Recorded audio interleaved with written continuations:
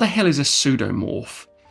Alright, well first of all we're going to unpack the etymology of the word because it actually tells us more than we really need to know. So pseudomorph literally means false form, and to be quite honest with you, that's probably one of the very rare occasions within geology or mineral science where the name actually tells you almost exactly what you need to know.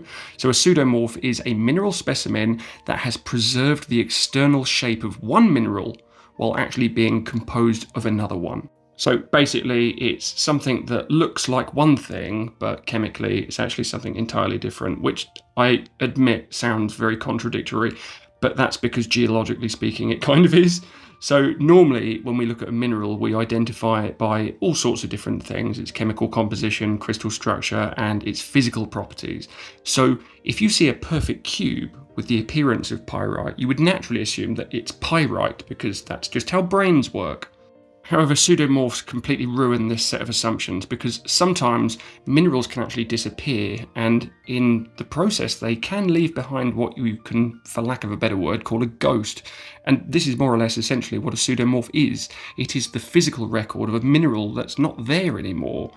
Now, of course, minerals look very, very permanent. They look unchanging, but of course they are also constantly interacting with their environment, whether that be changes in temperature, pressure, fluid chemistry, just chemistry in general, fluids moving through the rocks at intervals. All of these things can make minerals very, very unstable. And when a mineral becomes unstable, nature can replace things.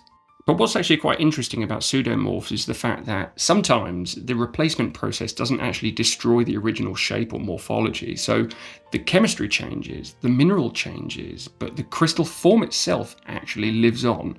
So the outside remains and the inside changes, and that creates what we call a pseudomorph. Probably one of the better examples of pseudomorphs is one of these, which is iron oxides and hydroxides after pyrite, which you'll very often hear referred to as limonite after pyrite, which is not wrong by any stretch of the imagination. So pyrite is of course very famous for those sort of golden or brassy looking cubes with having those really sharp edges that are really clearly defined. However, if you subject these to the right conditions, pyrite can become chemically unstable. So especially when these get exposed to oxygen and things like water. So over geological timescales, which loosely translates as a lot of time, the original iron sulfide breaks down and other iron minerals essentially replace it. However, sometimes the cube remains. So we've just got this sort of brownish looking cube that looks a lot like pyrite, but just a lot browner.